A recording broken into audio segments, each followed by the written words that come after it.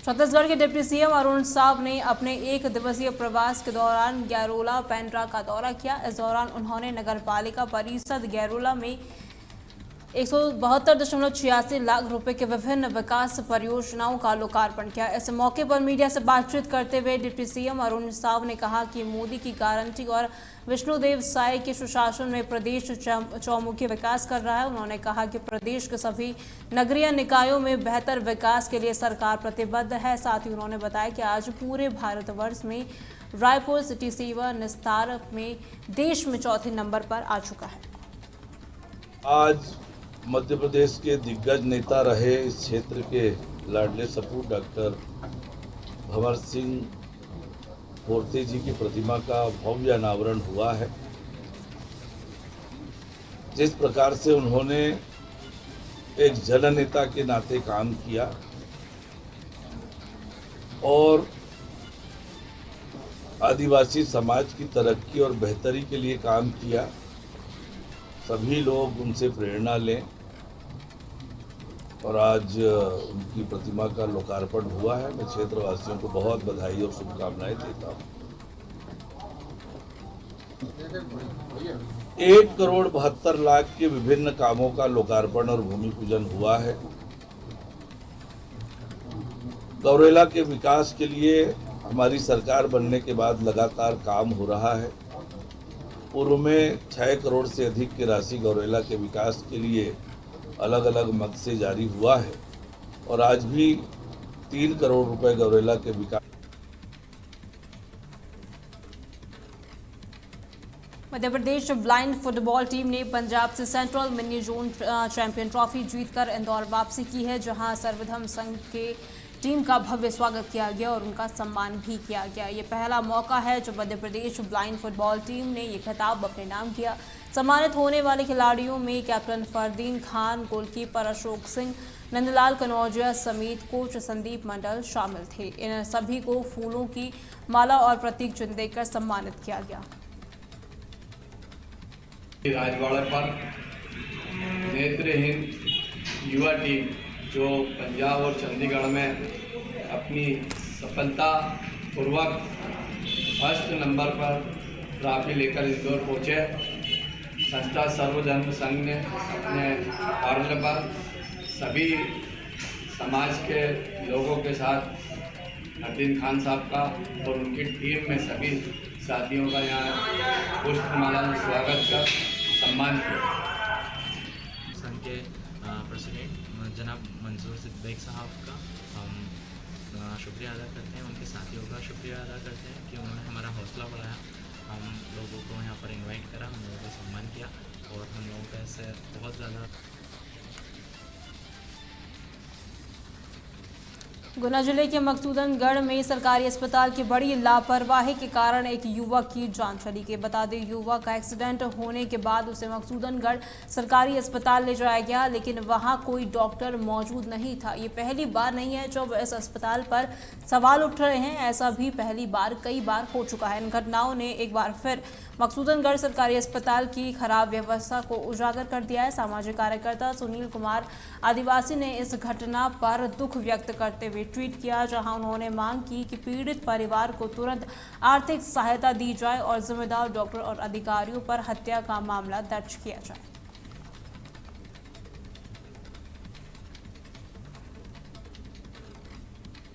मध्य प्रदेश के उमरिया जिले में एक तरफा सरकार जनसुनवाई में आम जनता की समस्याओं के समाधान का दावा करती है, लेकिन वहीं जिले में इसके ठीक विपरीत हो रहा है, जिस कारण नाराज पंचायत के ग्रामीणों ने एक अनोखा विरोध प्रदर्शन किया। एक ग्रामीण ने तो शिकायती पत्रों की माला पहन का विरोध जताया। आपको बता दें कि ये मामला ग्राम पंचायत मझौली खुर्द में हो रहे भ्रष्टाचार से जुड़ा हुआ है, जहां ग्रामीणों का आरोप है कि बिना काम कराए ही राशि निकाल ली गई, तालाब के ऊपर तालाब बना दिए गए और मनरेगा के कामों में मशीनों का उपयोग कर गांव के लोगों को बेरोजगार बना दिया गया। हालांकि हर बार की तरह इस बार भी ग्रामीणों को कार्रवाई का सिर्फ आश्वासन ही मिला है। पंचायत मझौली खुर्द से हूँ। हमने ग्राम पंचायत के भ्रष्टाचार के प्रति कई बार कलेक्टर महोदय, जिला सीओ को आवेदन के माध्यम से अवगत कराने का काम किया था, लेकिन आज तक कोई भी जांच नहीं हुआ। अभी है मैं ग्राम पंचायत मझौली खुर्द से आया हूँ। और मैं पंचायत में जितने भ्रष्टाचार होते हैं उनकी शिकायत लेके आया हूँ। मैंने कई बार शिकायत अपने उमरिया ज़िले में दिया है, सीओ को दिया है, जनपद में और जन सुनवाई में भी दिया है।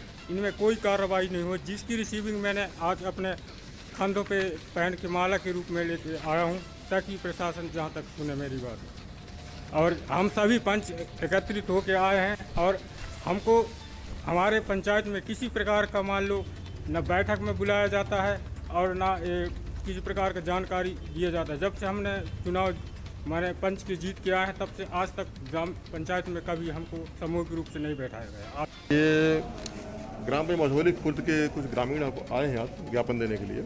इसमें सरपंच सचिव के खिलाफ भ्रष्टाचार के संबंध में एक लिस्ट दिया है इन्होंने कि ये चीज़ों की जांच करानी है, तो दिखवा लेते हैं इसे।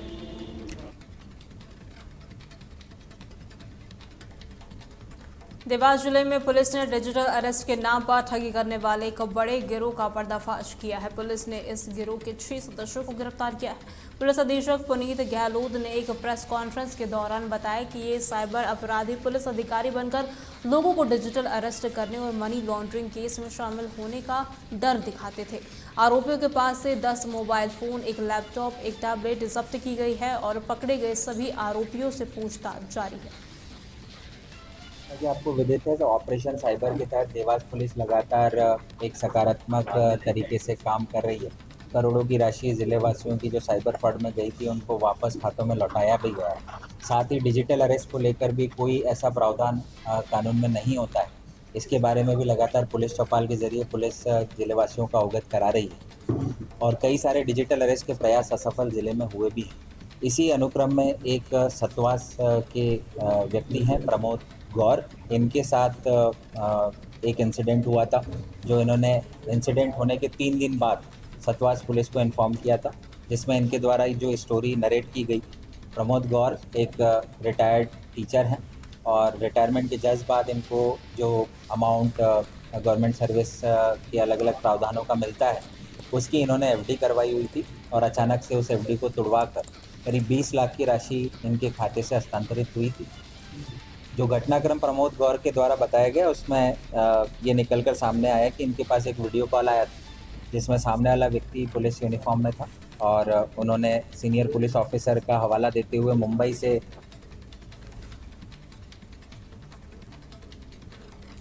छत्तीसगढ़ सरकार जहां शिक्षा व्यवस्था को बेहतर बनाने के लिए कई योजनाएं चला रही है, वहीं कुछ गैर जिम्मेदार शिक्षक इन प्रयासों को परिता लगाने में लगे हुए हैं। ऐसा ही एक मामला एमसीबी जिले के भरतपुर विकास खंड के शासकीय प्राथमिक शाला से सामने आया है। यहां पदस्थ एक शिक्षक लगातार शराब के नशे में स्कूल आता है और बच्चों को पढ़ाने के बजाय आपत्तिजनक हरकतें करता है। इसके बावजूद शिक्षा विभाग के जिम्मेदार अधिकारी अब तक इस मामले में चुप्पी थामे बैठे हुए हैं।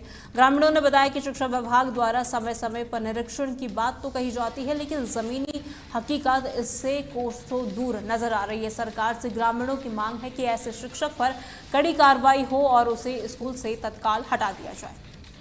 माध्यम से यह जानकारी प्राप्त हो रही है तो मैं अपने विकासखंड शिक्षा अधिकारी और संकुल प्राचार्य शैक्षिक समन्वय को भेजूंगा, उसके निरीक्षण कराऊंगा और निरीक्षण में भी दिन बदी वो वाकई में शराब की नशे में विद्यालय आता है और मैं हमारे बच्चों पे गलत प्रभाव पड़ता है तो निश्चित उसके विरुद्ध अनुशासनात्मक कार्रवाई।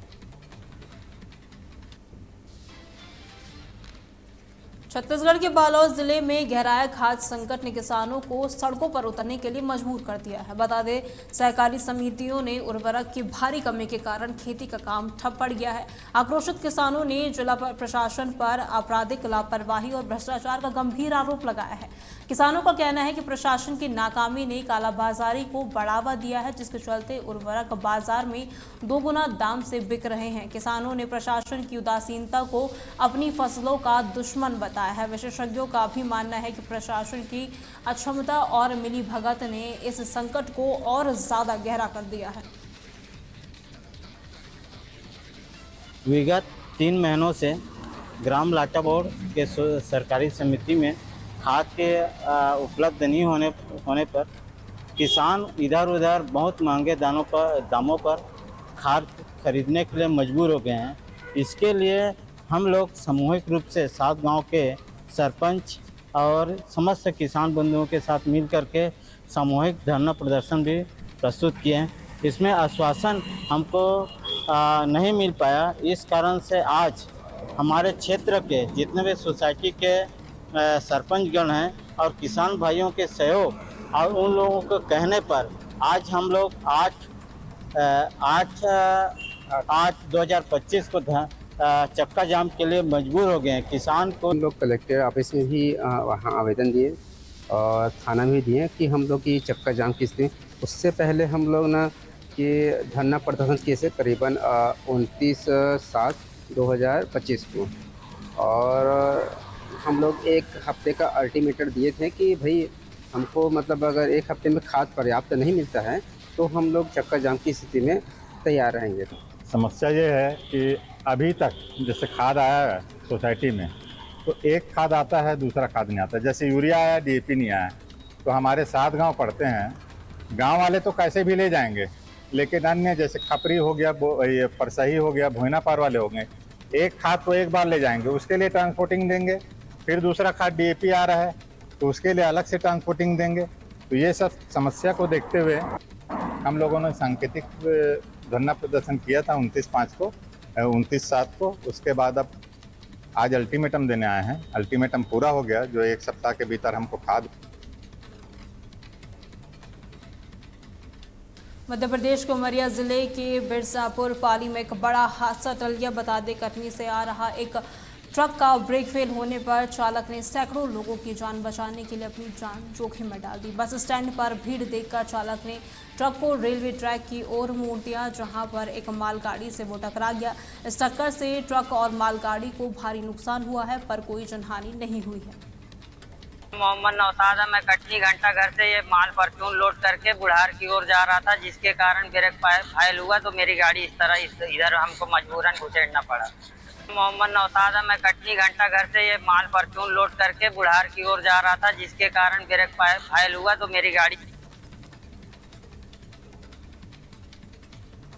मध्य प्रदेश और छत्तीसगढ़ की खबरों में फिलहाल के लिए इतना ही। खबरों के लिए बने रहे तहलका डिजिटल के साथ।